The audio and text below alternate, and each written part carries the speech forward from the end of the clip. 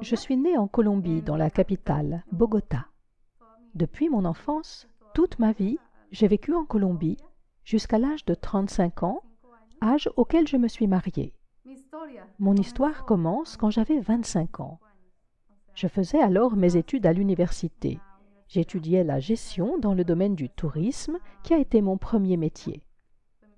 Comme je me rendais à l'université, le jour où j'ai pris cet autobus, je n'imaginais pas que c'était le dernier jour de ma vie. Je veux dire que je n'imaginais pas que j'allais avoir un accident ce jour-là. Chaque jour, je prenais le bus pour aller à l'université où je faisais mes activités habituelles. Je suivais mes cours, je participais aux travaux pratiques et puis je rentrais chez moi. Donc, c'est ce que j'ai fait. Je suis partie, j'ai pris le bus et j'ai dit à cet homme, le conducteur, d'arrêter au coin de la rue. Les bus en Colombie ont 2 portes, une à l'avant et l'autre à l'arrière. Je me suis dirigée vers l'arrière et j'ai appuyé sur le bouton près de la porte, une petite sonnette sur laquelle on appuie pour signaler au chauffeur que l'on veut descendre à l'arrêt suivant. Donc, j'ai appuyé sur cette sonnette. Je pensais qu'il avait vu que j'étais en train de descendre à l'arrière, mais en fait, il ne m'avait pas vu. Il a tourné le volant d'un coup sec vers la gauche parce que le feu était orange. Il aurait dû s'arrêter, mais il ne le voulait pas. Il voulait passer au feu orange. Donc, il est passé à l'orange. Et à ce moment-là, la porte s'est ouverte et la force centrifuge m'a projeté dehors, sur la route. Je suis tombée sur la chaussée. Et à ce moment, quand je suis tombée, je ne me suis rendu compte de rien. La seule chose dont j'ai eu conscience, c'est qu'une voix féminine a dit « Il l'a tué ». Elle a dit « Il l'a tué » et je ne comprenais pas ce qui m'arrivait. Je me demandais « Qu'est-ce qui se passe ?» Et instantanément, je suis sortie de mon corps et j'ai pu voir la foule rassemblée au-dessus de moi, autour de moi, et une mare de sang sous ma tête. Il y avait vraiment beaucoup de sang parce que je m'étais ouvert le crâne. Et à ce moment-là, j'ai commencé à m'élever, comme si je flottais hors de mon corps. Et je voyais tout le monde de là où j'étais, là-haut. Je voyais les gens, les maisons, les toits des maisons, et je suis passée au travers des nuages en un instant. Je suis allée au-delà des nuages, et j'ai quitté la Terre. Et comme je quittais la Terre, je l'ai vue, ainsi que les autres planètes. J'ai vu Jupiter, Saturne, j'ai vu Mars. En fait, j'ai vu l'univers tout entier. Ça a été un choc incroyable parce que je ne savais pas ce qui m'arrivait. Mais ce que je ressentais était agréable. Je ne ressentais rien de déplaisant. En fait, je me sentais bien. J'avais l'impression que mon esprit flottait et je ne sentais plus la pesanteur de ma chair. C'est assez difficile à exprimer, mais c'est ce que l'on ressent quand on est hors de son corps. En un instant, j'ai vu l'univers tout entier, mais cela s'est déroulé en une fraction de seconde, et aussitôt, je me suis dirigée vers un tunnel. Dans ce tunnel, il n'y avait pas de lumière. Il était dans l'obscurité totale. Exactement comme si l'on entrait dans une grotte. C'était une grotte entièrement noire. Je ne pouvais même pas voir les paumes de mes mains. Je ne voyais pas mon corps. Et j'ai compris que j'étais en train de passer dans une autre dimension, quelque chose dont je n'avais jamais fait l'expérience. Et je me suis demandé, suis-je encore vivante ou bien suis-je morte? Alors j'ai essayé de toucher la paume de ma main, et mes doigts sont littéralement passés à travers. On aurait dit que ma main était transparente, et mes doigts ressortaient de l'autre côté. J'ai réalisé que je n'avais plus de chair, que je ne pouvais plus toucher mon corps. J'ai pensé, est-ce que je suis morte? Qu'est-ce qui m'arrive? À ce moment-là, j'ai senti une présence, des voix derrière moi qui ont commencé à se moquer de moi, à rire de moi et à me lancer des méchancetés. Elles disaient « Tu es mauvaise, tu es une vraie peste et tu as mérité d'être ici. » Alors j'ai dit « Qui êtes-vous » Mais elles ne m'ont pas répondu. Elles se contentaient de rire « Ha, ha, ha » et elles continuaient à se moquer de moi encore et encore, tout en se rapprochant de plus en plus. J'essayais de m'éloigner de cette présence parce que j'avais vraiment peur. car c'était une présence et des voix qui faisaient penser à des monstres. Et le problème, c'est que tandis qu'ils tentaient de s'approcher davantage, j'ai essayé de les contourner par la droite et je me suis cogné contre un mur. Alors j'ai couru droit devant moi, puis vers la gauche, mais je me suis cogné contre un autre mur. C'est là que j'ai réalisé que je me trouvais dans un tunnel. Au fond du tunnel, derrière moi, j'ai vu un feu, ou plutôt, j'ai senti la chaleur d'un feu. J'ai senti la chaleur des flammes. Et j'ai entendu des cris comme si des gens étaient en train de se faire torturer. C'était comme si on torturait des gens, et moi j'entendais ces cris, et je me sentais vraiment terrifiée. Je ne savais pas où j'étais. Alors j'ai demandé, « Où suis-je » Et les voix m'ont dit, « Tu ne le sais pas ?» J'ai répliqué, « Non, je l'ignore. » Et l'on m'a répondu, « Tu es aux portes de l'enfer. » Quand ils m'ont dit cela, j'étais complètement sous le choc. Je ne savais pas quoi faire. J'ai dit, « Je ne peux pas être aux portes de l'enfer. Je suis une bonne personne et je ne peux pas être morte. » Et ils m'ont dit, « Si, tu es morte et tu vas rester dans cet endroit pour toujours. Tu n'as plus de vie sous aucune forme. La seule forme d'existence qui t'attend, c'est de rester ici à tout jamais, pour l'éternité. Et tu seras torturé sans relâche. Nous allons te torturer sans arrêt. » Alors j'ai dit, « Comment ça vous allez me torturer? Je ne comprends pas. » Alors ces présences m'ont attrapé et tiré par les bras, et ils ont commencé à m'arracher la peau. Ils avaient des ongles qui étaient en fait de longues griffes, et ils ont commencé à me griffer tout le bras, sur chaque bras. Ils étaient en train de m'écorcher vive. J'ai éprouvé une douleur terrible, car lorsqu'on est mort, on ressent les choses plus intensément encore que lorsqu'on était vivant. Les sens sont plus affûtés. Les sensations sont décuplées. On ressent beaucoup plus la douleur physique, ainsi que les odeurs. Les odeurs sont plus fortes. Les odeurs que je sentais étaient horribles. Ces présences sentaient la mort. Elles avaient une odeur de rat mort. C'était une odeur horrible. Et j'avais conscience de me trouver dans un endroit vraiment affreux, vraiment horrible. Et je leur disais, « Laissez-moi, je vous en prie, libérez-moi. » Mais ils ne voulaient pas me libérer. Alors, je me suis souvenue d'une seule chose, parce que je suis une personne catholique. J'allais à la messe et je pensais que c'était bien. Être catholique pour moi, c'était ce qu'il y avait de mieux. C'est la foi dans laquelle ma famille a grandi, et moi, j'ai grandi dans une famille catholique. J'allais chaque jour à l'église et j'assistais à la messe le dimanche. Mais je n'étudiais pas la Bible. Je ne la lisais pas vraiment. Je me contentais d'écouter la messe et de lire la partie que le prêtre utilisait pour son sermon. Et c'était tout. Je n'allais pas au-delà, je n'étudiais pas la Bible de manière plus approfondie. Donc, on peut dire que j'étais une catholique qui allait à l'église et qui avait l'air d'être chrétienne. Je veux dire que je n'étais pas vraiment chrétienne. Je ne l'étais que par tradition. J'allais le dimanche à la messe, et voilà. Mais cela s'arrêtait là. Je ne faisais rien de plus.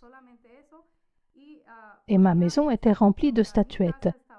Il y avait partout des représentations de la Vierge Marie, de Sainte Thérèse, de Saint Martin, le patron des pauvres, de Saint Grégoire, etc. Ma mère, qui est morte malheureusement quand j'étais très jeune, ma mère souffrait d'une maladie et était tout le temps en train de prier les saints pour qu'ils guérissent la maladie qu'elle avait aux jambes. Elle avait de nombreuses statues de Saint Grégoire, qui était censé être un médecin ou quelque chose comme ça. C'est pourquoi on idolâtrait ces saints. On les idolâtrait vraiment. Et bien sûr, le plus important de tous était la Vierge Marie. J'ai grandi dans l'adoration de la Vierge Marie. Je croyais que la Vierge Marie était vraiment spéciale. Et tandis que j'étais en enfer, que je me trouvais là-bas, dans le tunnel, ces présences maléfiques m'ont dit « Tu n'as pas respecté les commandements de ton Dieu. C'est la raison pour laquelle tu es ici, parce que tu n'as pas respecté les commandements divins. » Alors j'ai dit « Mais quel commandement? Je ne sais pas quel commandement j'ai transgressé. Pourquoi mériterais-je l'enfer alors que je n'ai pas tué, que je n'ai pas volé, que je n'ai pas forniqué? Je croyais que je menais une vie chrétienne, mais j'avais fait d'autres choses qui ne respectaient pas les commandements. Et donc, qu'est-ce qui s'est passé? Alors qu'ils étaient en train de me torturer, de m'arracher la peau, la seule chose à laquelle j'ai pensé a été le Notre Père. Vous savez, dans l'évangile de Marc, dans la Bible, je me suis dit, je vais me mettre à prier. Et j'ai récité « Notre Père qui es aux cieux, que ton nom soit sanctifié ». Et plus je récitais, plus les démons me torturaient. Ils m'écorchaient encore davantage. Et je criais, mais je continuais, j'insistais, je disais « Non, je ne resterai pas ici. Je sais qu'il y a un Dieu qui va me pardonner. Je sais qu'il y a un Dieu qui va faire preuve de miséricorde et me sortir de cet enfer.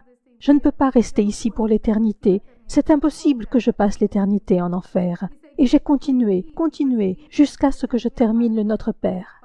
Et lorsque j'ai eu fini le Notre Père, je me suis souvenu que le seul nom qui est au-dessus de la terre, au-dessus de tout l'univers, est le nom de Jésus.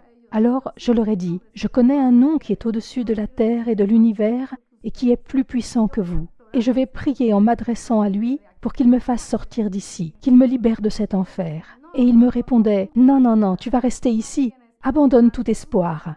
Tu resteras ici pour toute l'éternité. Et moi je disais, non, je sais que si je me tourne vers lui, il m'entendra et me sauvera. Alors j'ai commencé, j'ai dit, Jésus, je t'en prie, sauve-moi. Et au début, il ne s'est rien passé. La première fois, il ne s'est rien passé. Je l'ai invoqué une seconde fois, et il continuait de me dire, non, tu ne sortiras pas d'ici, tu vas rester ici pour toute l'éternité. Et la seconde fois, j'ai dit, Jésus, s'il te plaît, aide-moi. Je t'implore de me pardonner mes péchés. Pour tout ce que j'ai fait de mal dans ma vie, pardonne-moi. Je me repens de mes mauvaises actions. Si je n'ai pas traité quelqu'un comme il faut, si j'ai négligé l'un de tes commandements, si j'ai transgressé un de tes commandements, je t'en demande pardon. Montre-moi le chemin que je dois suivre. Indique-moi le chemin qui me permettra de me purifier et d'être auprès de toi. Je ne veux pas rester ici. Et j'ai répété à nouveau, Jésus, je t'en prie, sauve-moi. Mais il ne s'est rien passé non plus. Et tout ce temps, je pleurais en réclamant la miséricorde divine. Et j'étais en train de me faire traîner vers l'arrière, au fond du tunnel. Il s'apprêtait à me jeter dans le feu, dans les flammes éternelles. Je sentais que j'étais sur le point de brûler. Les flammes étaient déjà presque sur mon corps. Et à ce moment-là, la seule chose que j'ai réussi à dire fut « Jésus, je promets de te suivre pour toute la vie. Toute ma vie, je ne suivrai plus que tes enseignements. Je suivrai ta parole. Je te promets que je te serai fidèle. Donne-moi seulement une opportunité, une seule chance de continuer à vivre pour pouvoir changer mon existence. Mais sauve-moi, fais-moi sortir d'ici, libère-moi s'il te plaît. » Et à ce moment-là, les démons ont disparu.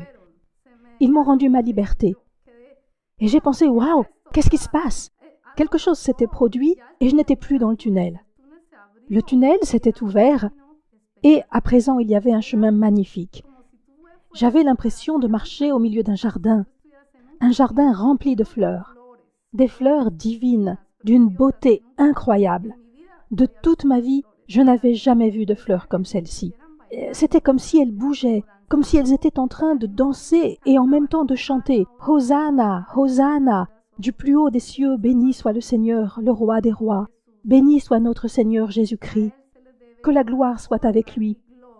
Gloire à notre Seigneur Jésus-Christ. Et j'étais là, waouh! C'était simplement incroyable.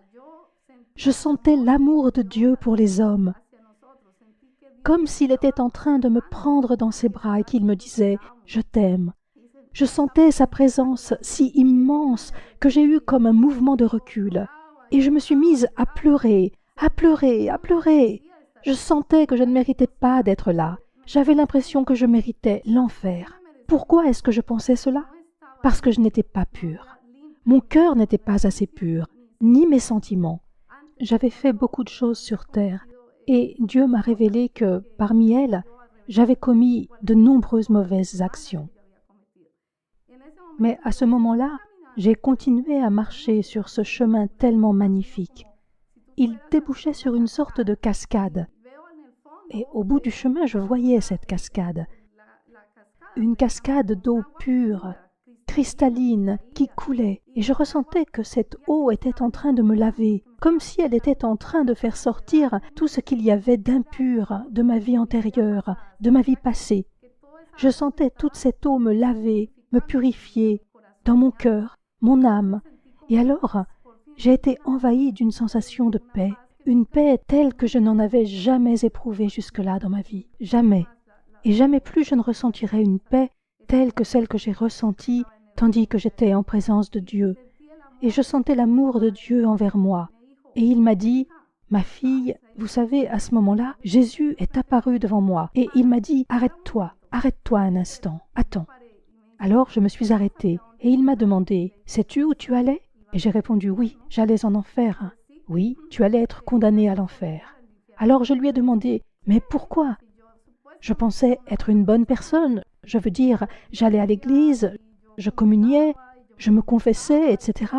Et il m'a dit, « Non, attends, je vais te montrer ta vie. » Et il a commencé à me montrer ma vie comme on regarde un film tel qu'on en voit quand on va au cinéma.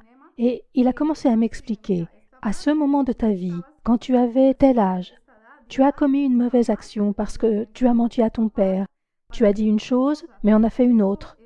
Et ce petit mensonge, ici, au ciel, est un mensonge très grand. C'est un grand péché. » Je n'avais jamais imaginé qu'en disant des mensonges ou en pensant du mal de quelqu'un, d'un ami ou d'une autre personne, cela serait considéré comme un péché une fois au ciel. Or, au ciel, c'est un grand péché.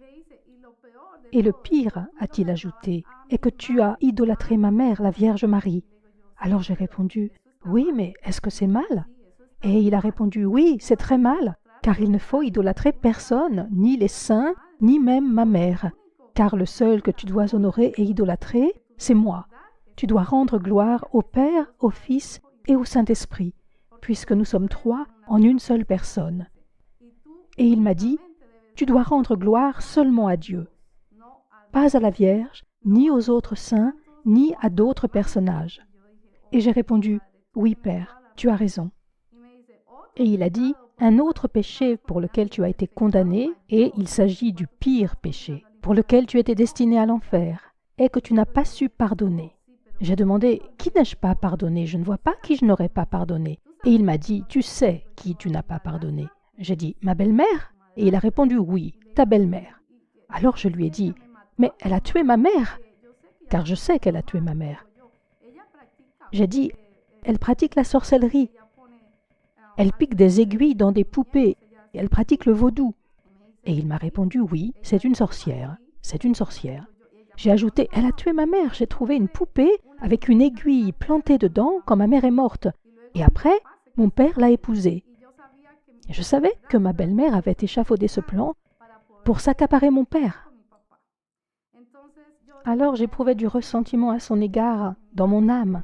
J'éprouvais du ressentiment envers ma belle-mère. Et je sentais que... pardon. Que c'était de ce ressentiment dont il s'agissait. Et je ne pouvais pas oublier cela quand je pensais à elle, parce qu'elle avait tué ma mère. Et pour moi, il n'existait rien de pire. Je veux dire, cette femme avait tué ma mère pour pouvoir être avec mon père. C'était injuste. Et j'étais enfant unique à cette époque. Je n'avais ni frère ni sœur. La seule personne à laquelle je pouvais me confier, c'était ma mère. Elle était à la fois mon amie et ma mère. Et elle m'a pris ma mère. Je me suis retrouvée sans mère, je n'avais plus que mon père. Comme je n'avais ni frère ni sœur, je me sentais très seule. Durant toute mon adolescence, ça a été une période vraiment triste parce qu'il n'y avait personne à qui je puisse confier mes secrets, personne avec qui partager les choses importantes. Ma mère n'était plus là. Elle est morte quand j'avais 15 ans.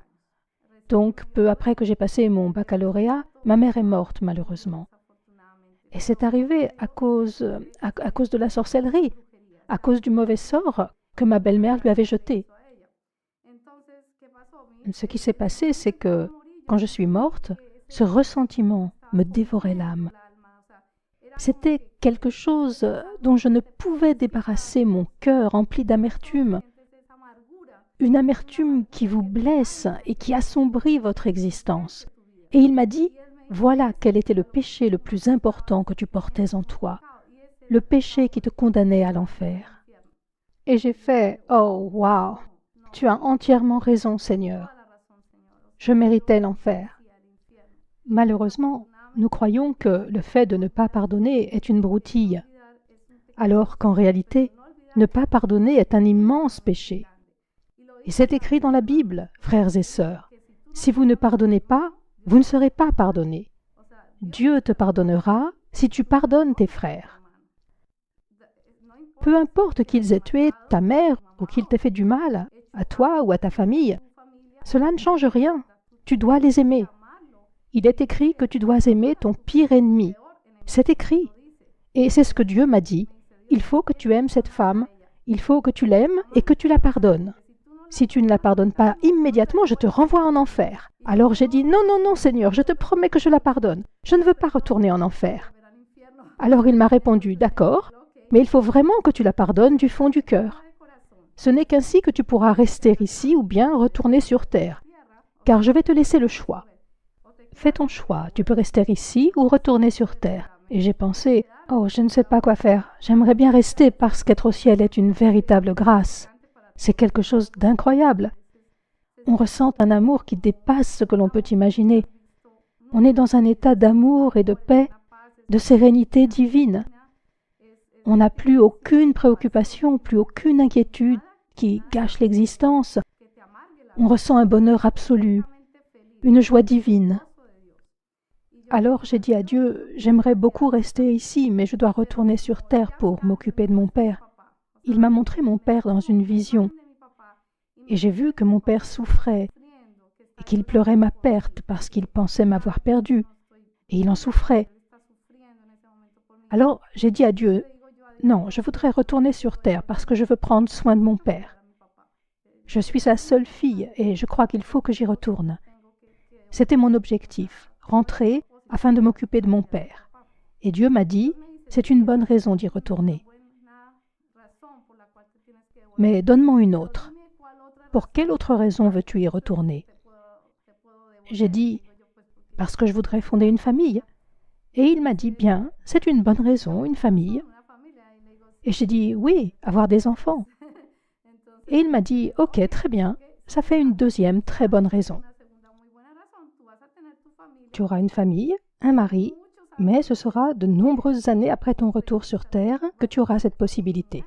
Et j'ignorais pourquoi. J'ai demandé, pourquoi me faudra-t-il attendre si longtemps pour avoir une famille?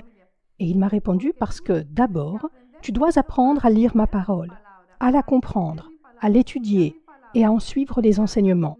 Il te faudra d'abord renaître. Alors j'ai dit, Seigneur, comment puis-je renaître? Comment faire? Je suis catholique, je ne sais pas comment renaître. Je suis né, j'ai été baptisé, que faire de plus? Et il m'a dit, non, tu dois renaître et être à nouveau baptisé, mais cette fois pour mener une vie chrétienne, pour vivre dans le Christ avec moi, car je serai à tes côtés. Alors j'ai fait, oh, je comprends à présent, mais je ne comprends pas très bien comment je dois m'y prendre pour faire cela, seul sur terre. Qui va m'aider? Qui? Et il m'a répondu, ne t'inquiète pas, ma fille, je t'aiderai, je te guiderai, je serai près de toi, à tes côtés. Je serai tout le temps près de toi, je t'accompagnerai, je ne t'abandonnerai pas, je resterai tout le temps près de toi. Alors j'ai dit, d'accord Seigneur, très bien, mais pourquoi dois-je attendre avant d'avoir un mari? Et il m'a dit, tant que tu n'auras pas effectué un revirement complet de ta vie, à 360 degrés, je ne te donnerai pas de mari. Tu dois changer complètement la façon dont tu vis, la façon dont tu agis, dont tu vois les choses. Parce que dans ma vie de catholique, je sortais en boîte, je dansais, je buvais. Je n'étais pas alcoolique, mais je buvais une petite bière, du vin. Ce genre de choses qui ne sont pas graves quand on est catholique. Pour une catholique, se rendre à une fête n'est pas quelque chose de mal. Avoir un petit ami non plus. Mais en tant que chrétienne, c'est différent. Une personne chrétienne doit être très droite dans la vie.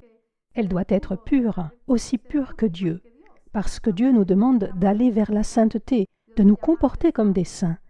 Et je n'avais pas compris cela. Je ne l'avais vraiment pas compris.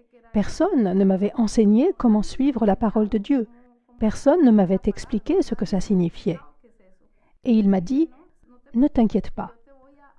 Je vais te guider vers l'église où tu pourras apprendre ma parole. » Alors j'ai dit, « D'accord. » Il a ajouté, « Et il y a autre chose qu'il te faut savoir. C'est que si tu étais admise aujourd'hui au ciel, ce serait de justesse. » Alors je lui ai dit, « Mais pourquoi ? » « Parce que tu n'as pas gagné une seule âme pour moi. » J'ai dit, « Que veux-tu dire par gagner une âme pour toi ?»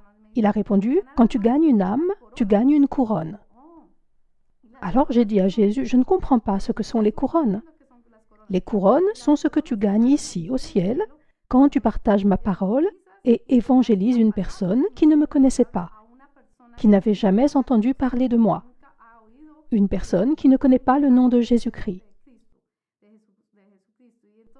Et quand tu parles de moi à cette personne, que tu lui racontes ce qui m'est arrivé, que je me suis sacrifié pour vous et que j'ai payé le prix de vos péchés sur la croix, quand tu montres à cette personne qu'elle doit changer de vie, qu'elle doit me consacrer sa vie, quand tu la gagnes pour moi, cela fait une couronne ici, au ciel. Et j'ai fait « Waouh, c'est une tâche importante !» Et il a dit « Oui, c'est un vrai travail et il s'agit de ton ministère. Tu dois apprendre à faire de nouveaux disciples et commencer à le faire. Quand tu exerceras cette mission sur la terre, que tu feras des disciples et gagneras des couronnes, tu commenceras à construire ta maison, la demeure dans laquelle tu vivras au paradis. Il te faut la construire tandis que tu es encore sur terre, en gagnant des âmes pour moi. » Et j'étais là, « Oh, je ne savais pas. Je n'avais jamais été en présence de Dieu auparavant. Si je n'étais pas morte, je n'aurais jamais su que ça existait. Je n'aurais pas su qu'il me fallait travailler pour gagner des couronnes au ciel. » Et c'est ce dont je voulais vous parler, mes frères. J'avais vraiment commis beaucoup de péchés qui me condamnaient. Mais les plus grands péchés qui me condamnaient étaient l'idolâtrie et la rancune. La rancune est le plus grand péché qu'il m'a montré. Mais venait encore s'y ajouter le péché de ne pas servir. Il m'a dit, « Tu ne servais pas les hommes, tu n'étais pas humble. Or, tu dois être humble devant le Seigneur et humble devant tes frères et sœurs. Il faut être humble et servir les gens et commencer à les aimer. Par exemple, les pauvres. En réalité, peu importe, qu'ils soient pauvres ou riches, tu dois commencer à donner de ta personne pour servir. Tu dois donner de toi pour les servir, que ce soit un orphelin ou une orpheline, une veuve ou un veuf. Il faut aller voir les personnes âgées, les personnes du troisième âge, leur donner de l'amour, leur apporter ce qu'ils n'ont pas parce qu'ils n'ont plus de famille. Il faut que tu commences à donner de l'amour aux gens sur terre. C'est la seule façon dont tu peux gagner les couronnes dont je t'ai parlé. Voilà ce que je veux que tu fasses, que tu commences à donner de l'amour aux gens, chose que tu n'avais jamais faite en tant que catholique. Et j'ai répondu, « Oui, c'est vrai, je n'ai jamais fait cela en tant que catholique. Je n'avais pas l'idée de servir les hommes comme on le fait dans l'Église chrétienne. En tant que catholique, je ne me sentais pas particulièrement concernée par tout ça. Je me sentais davantage concernée par le fait de bien m'habiller, d'aller dans le meilleur lycée ou la meilleure fac, de m'habiller à la mode, de voir les films à la page. Et je croyais que c'était bien comme ça. Mais ce n'était pas bien. J'étais dans l'erreur. Ce que je vivais était un péché, car je menais une vie mondaine, et c'est un grand péché. Ensuite, il m'a dit, « Je vais te renvoyer sur terre. Mais avant que je te renvoie, tu dois savoir que tu auras un but. Et ce but est ce que je vais t'expliquer maintenant. Ton but doit être de partager ton témoignage avec toutes les personnes que tu rencontreras sur la terre, et de leur dire qu'il y a un paradis et un enfer, que l'enfer existe bien, et que le paradis existe bien, et que s'ils commettent un péché, ils iront en enfer.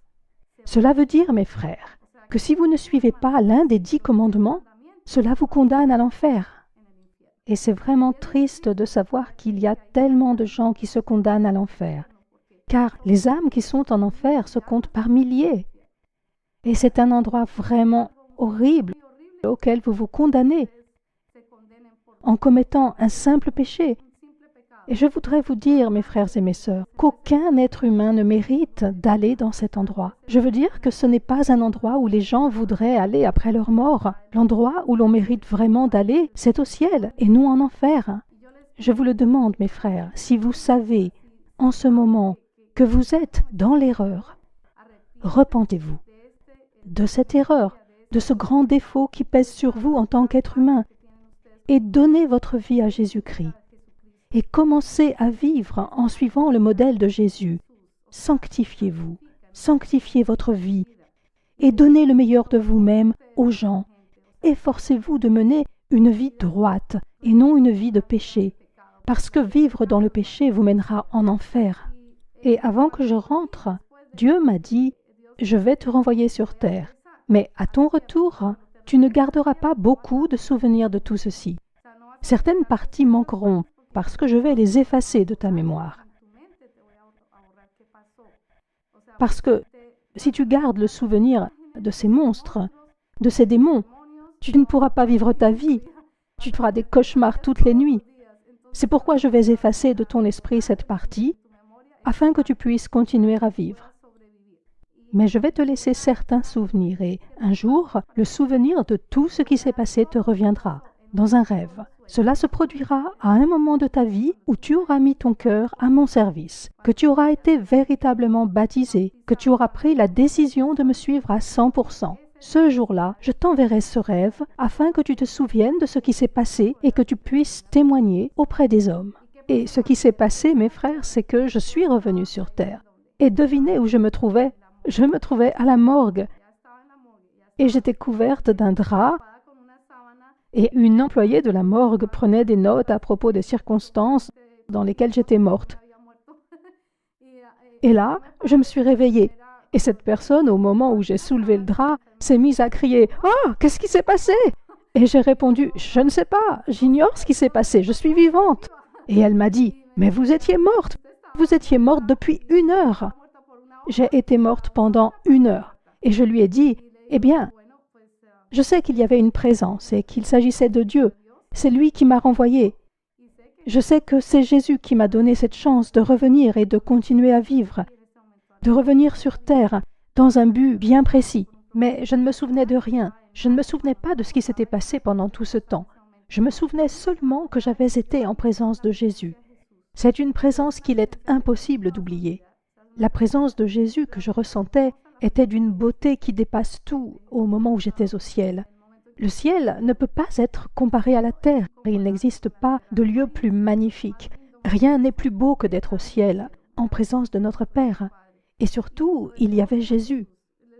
Je ne pouvais voir son visage car il était pure lumière. Une pure lumière qui émanait de ses yeux. Je voyais sa toge blanche très belle et l'écharpe qu'il portait ici et qui était de couleur violette, et ses sandales qui étaient dorées, et ses pieds magnifiques qui portaient les marques de la crucifixion qu'il avait sur les mains et sur les pieds. Et c'est incroyable, mais le simple fait de sentir la présence de notre Seigneur Jésus-Christ est une expérience d'une beauté incroyable. Jamais je ne pourrais continuer à vivre comme je le faisais avant d'être en présence de Jésus. Être chrétien est un engagement vis-à-vis des 10 commandements, vis-à-vis de soi-même en tant que personne, afin d'améliorer sa vie pour lui donner davantage de sens. Donner le meilleur de toi aux hommes et en même temps, donner aux hommes le meilleur de Dieu. Parce que Dieu est en toi, Jésus est en toi, et à travers Jésus, on peut tout accomplir. Quand je suis revenue sur terre, il m'a fallu 3 mois pour récupérer. Parce qu'à ce moment-là, ma tête était de la taille de 3 ballons de basket. 3 ballons de basket! Ma tête était énorme et elle était complètement brisée. Et les docteurs m'ont dit qu'ils m'avaient fait des radios, un électrocardiogramme, un électroencéphalogramme. Et ils m'ont dit, on ne sait pas comment vous arrivez à parler, à coordonner vos gestes. Parce que d'autres personnes dans le même cas que vous sont restées dans un état végétatif. Je n'aurais pas pu parler, je n'aurais pas pu marcher ou faire quoi que ce soit. s'il n'y avait pas eu la présence de Dieu et son amour infini envers nous, et qu'il ne m'avait pas renvoyé sur terre saine et sauve, sans comment dit-on, sans aucune séquelle, sans aucune lésion cérébrale. Il est vrai que j'avais perdu beaucoup de sang, mais je n'avais pas de séquelles, pas d'autres fractures. Tout fonctionnait normalement. J'avais juste la tête très enflée. Mais les médecins ne pouvaient pas s'expliquer comment il était possible que je sois encore en vie. C'était vraiment un miracle. Et je considère ma présence ici comme un miracle, car Dieu m'a renvoyée saine et sauve sur terre. Je suis revenue pour avoir une seconde vie, car ma vie a complètement changé. J'ai senti que j'avais ce désir tourné vers Dieu, ce désir de mieux connaître sa parole. Alors, j'ai commencé à lire, à étudier la Bible et à fréquenter l'Église chrétienne. Tout en continuant d'aller à l'Église catholique, j'allais en plus à l'Église chrétienne. C'était comme si je n'étais pas encore convaincue qu'il me fallait changer d'environnement religieux. Mais je sentais cet appel, je sentais que Dieu m'appelait. Mais ce n'était pas encore très clair jusqu'à ce que, des années plus tard, je rencontre une amie à l'université. J'avais changé de profession et je suivais alors une formation en gestion d'entreprise. Et durant cette formation à l'université, j'ai rencontré une personne qui était chrétienne et qui est devenue mon amie. Et un jour, elle m'a invitée à une conférence, une réunion chrétienne qui s'appelle le Renouveau chrétien. Elle m'a dit « Hé, ça te dirait de venir à mon église ?» J'ai répondu « Oui, je veux bien. » Et j'y suis allée. Et une fois là-bas, oh, ce jour a été vraiment exceptionnel.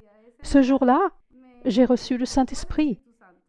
Je suis tombée à terre et j'ai commencé à pleurer, pleurer, pleurer. Je ne pouvais plus m'arrêter de pleurer. C'était la présence du Saint-Esprit tout autour de moi qui m'enveloppait. Et je me disais, « Ouah, mais pourquoi est-ce que je pleure comme ça ?» Et elle m'a dit, « C'est le Saint-Esprit. » Alors je lui ai dit, « Oh, je voudrais me faire baptiser. Je voudrais être baptisée. » Et elle m'a dit, « Oui, tu peux être baptisée, mais tu dois d'abord suivre un cours. » Alors j'ai dit, « Ok, je vais suivre ce cours. » Et j'ai commencé à le suivre afin d'être baptisée. Je me souviens que le cours a duré environ 15 jours et à la fin, j'ai confirmé ma décision de me faire baptiser. Et au moment du baptême, ce qui s'est passé, c'est que la nuit d'avant, j'ai senti une présence qui était en train de m'étouffer.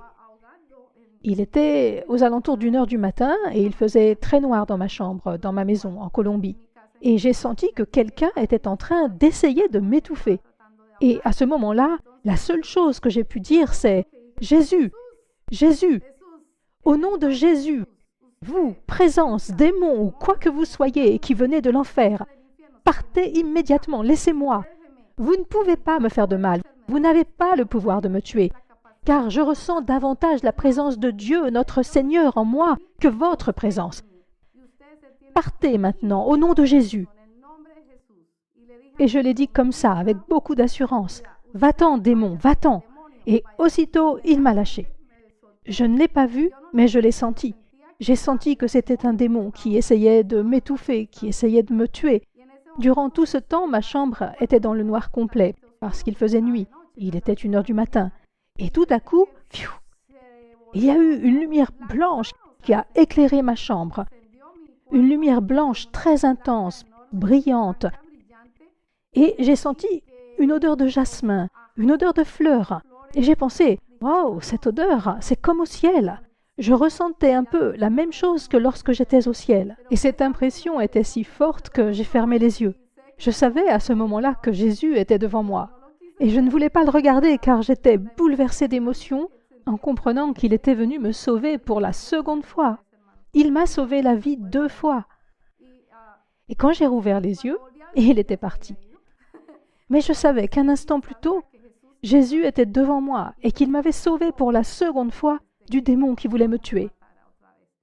Mes frères et mes sœurs, il y a eu plusieurs occasions dans ma vie où le démon a voulu s'en prendre à moi pour m'empêcher de vous livrer ce témoignage. Aujourd'hui est un jour très important pour moi, car j'apporte mon témoignage devant les communautés latino, anglaises et européennes. Et je veux partager ce témoignage avec vous et que vous sachiez que Dieu est vivant, que Dieu est le Dieu d'hier, d'aujourd'hui et pour l'éternité. Et que si vous acceptez Jésus, vous accéderez à la paix. Vous vivrez dans la paix. Vous mènerez une existence qui est droite. Mais si vous ne prenez pas la résolution d'accepter Jésus dans votre vie, vous ne connaîtrez pas la paix. Vous n'aurez pas la chance d'aller au ciel. Vous irez en enfer. Une chance unique vous est offerte. Et je vous demande de croire que ce qui m'est arrivé est une certitude, que c'est réel. Toute personne qui est passée par là où je suis passée peut vivre la même expérience. Mais si vous vous repentez maintenant, mes frères et mes sœurs, vous pouvez éviter d'aller en enfer. Et je vous en conjure, au moment où je vous parle, une chance vous est offerte de remettre votre vie entre les mains de Dieu. Adressez-lui une simple prière en disant « Seigneur Jésus, pardonne-moi pour tous mes péchés, pour toutes les injustices et mauvaises actions que j'ai commises, pour toutes les mauvaises pensées que j'ai eues dans ma vie, pour les fautes que j'ai commises envers mes frères et mes sœurs et envers moi-même. Je te supplie, Dieu Tout-Puissant, de me pardonner tout cela du fond du cœur et que tu me donnes la chance d'entrer et de vivre dans ta gloire, afin de vivre avec toi, Seigneur. Et je t'ouvre les portes de mon cœur. Entre en moi pour vivre en moi et réside en moi. Je t'accepte et je te promets de te suivre pour le restant de mes jours. Au nom de Jésus-Christ, Amen.